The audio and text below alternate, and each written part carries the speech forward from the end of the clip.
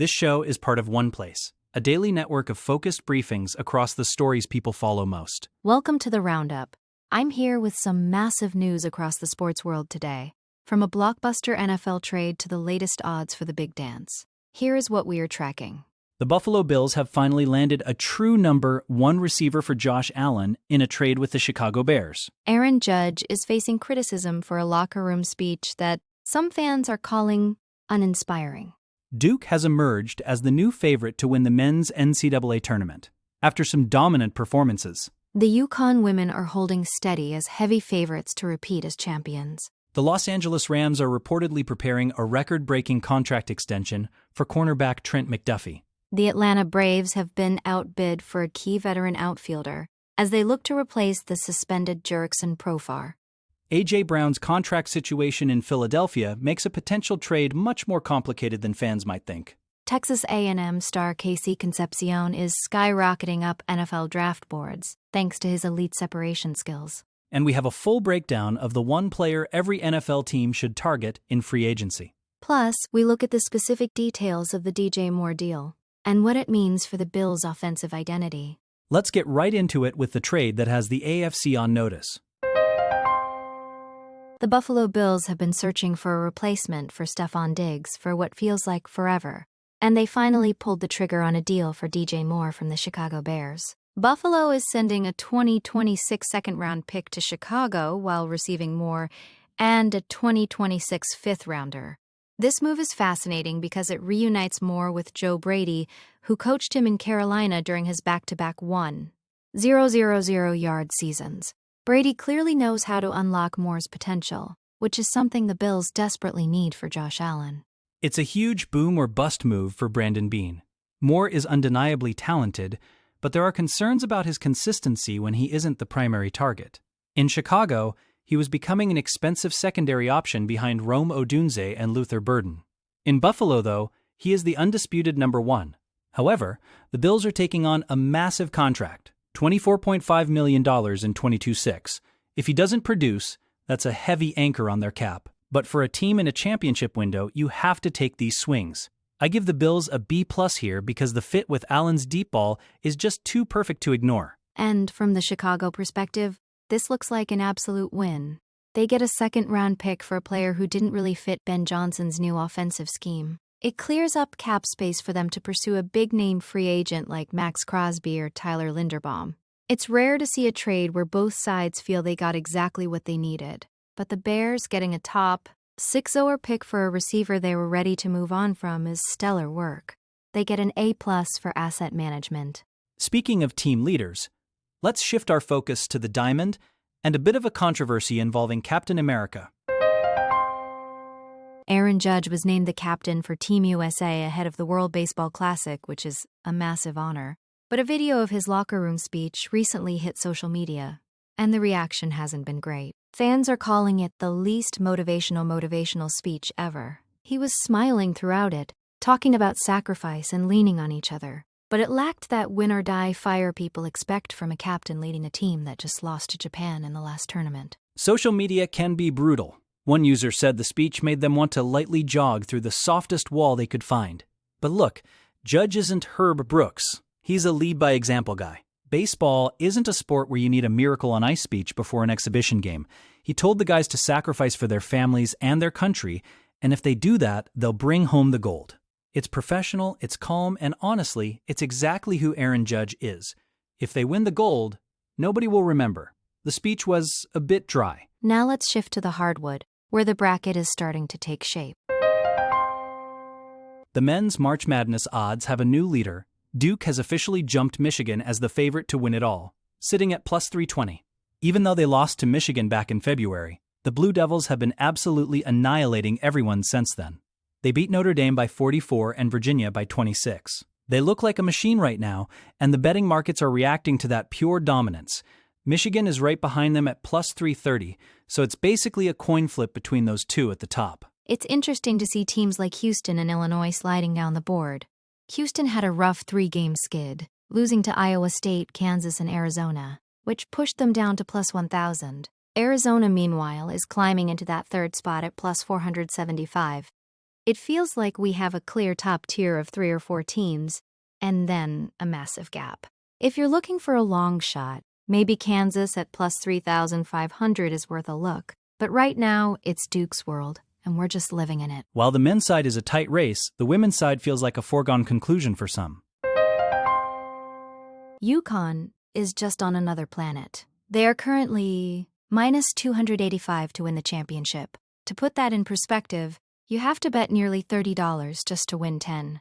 They are 3-1 and 0, ranked number 1, and they have the heavy favorite for the Wooden Award in Sarah Strong. She's been a force, and after they beat South Carolina in the title game last year, it feels like they've only gotten stronger. UCLA is the second favorite at plus 700, but they already lost to UConn by 34 in the tournament last year. The only team that seems to have a puncher's chance is South Carolina, but even their odds have lengthened to plus 850. It's incredible what Gino Auriemma has done to get this program back to a state of absolute invincibility after that 9-year title drought. With Paige Bueckers gone, many thought there would be a transition period, but Sarah Strong and Madison Booker at Texas are the new faces of the game.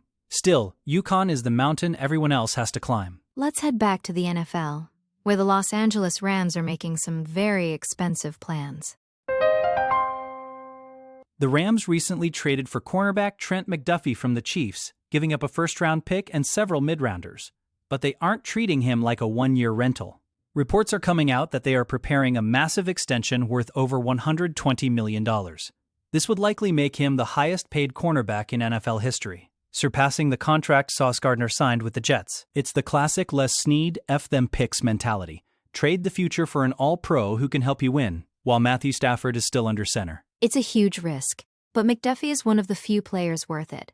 He's a lockdown corner who fits perfectly in that defense. The Rams are trying to get ahead of the market because Devin Witherspoon in Seattle is also due for a massive deal soon. If they sign McDuffie now, they set the floor rather than having to react to whatever the Seahawks do. It's aggressive, it's expensive, and it's exactly how the Rams have operated during their most successful years.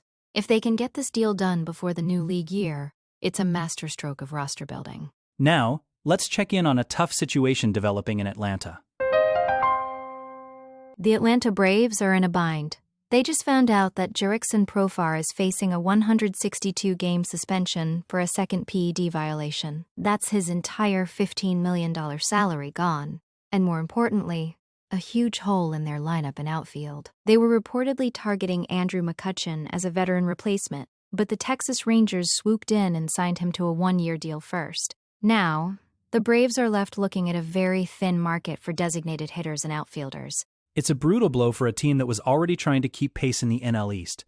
McCutchen would have been a perfect fit, a veteran leader who can still hit double-digit homers. Now, Alex Anthopoulos has $15 million in cap relief from the Profar suspension, but nobody to spend it on.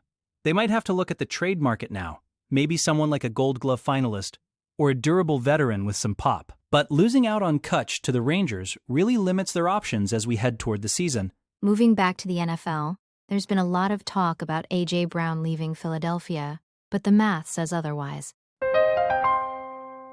Everyone wants to talk about the tension between A.J. Brown and head coach Nick Sirianni. But from a financial standpoint, a trade right now is almost impossible. If the Eagles traded him before the draft, they would take a $43 million dead cap hit. They would actually lose $20 million in cap space. They'd have to cut half their young talent just to afford the penalty of trading him. It's just not happening. Exactly.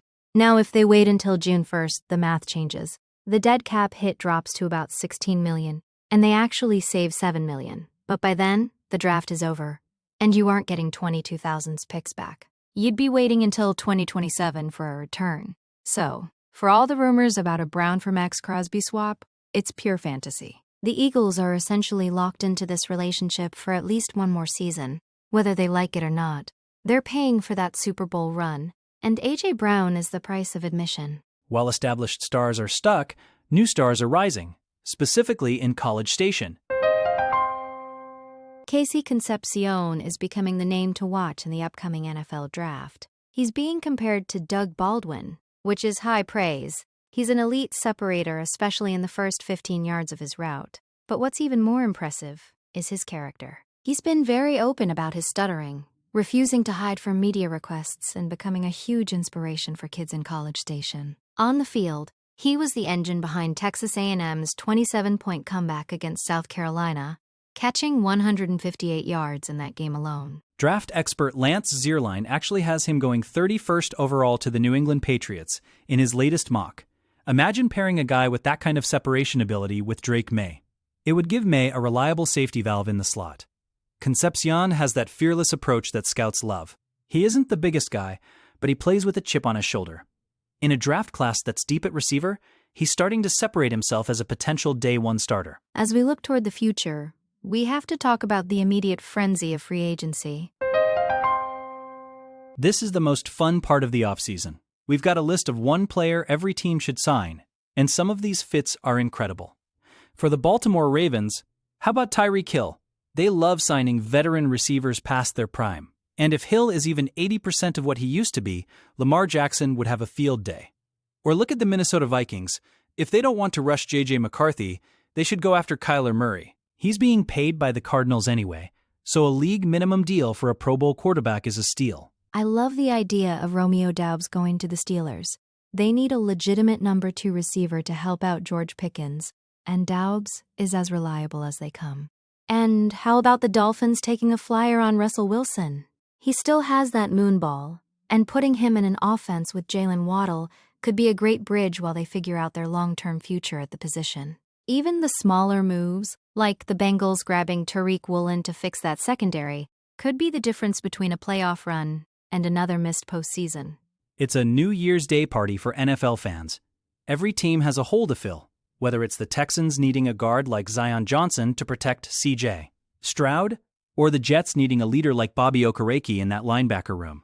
The sheer amount of talent available is going to reshape the league in a matter of weeks. Finally, let's circle back to that DJ Moore trade, because the details coming out of Buffalo are really telling. The Bills' perspective on this is clear. They were tired of good enough at wide receiver. Since trading Stephon Diggs, Khalil Shakir has been their leading man, but he hasn't even hit 900 yards in a season. Keon Coleman has struggled to find his footing, with less than 1,000 yards in 26 games. By bringing in Moore, they get a guy who has 4-1-0-0-0 seasons under his belt, despite playing in some very questionable offenses. He's 29, he's in his prime, and he's the deep threat Josh Allen has been missing. And the Joe Brady connection can't be overstated. Moore's best years in Carolina were with Brady calling the plays. He averaged over 1,100 yards in those 2 seasons. The Bills are essentially betting that the chemistry is still there. If Moore can replicate that production, the Bills' offense goes from being Josh Allen doing everything to a balanced, terrifying unit. The trade won't be official until March 11th, but the impact on the AFC East is already being felt. Buffalo is clearly not ready to let their division dominance slip. It's going to be a wild month. Between the trade market heating up and the madness of the NCAA tournament, there's no shortage of drama. That's it for today's roundup. We'll be back tomorrow with more updates as these stories develop. Make sure to follow the show so you never miss a briefing. See you then.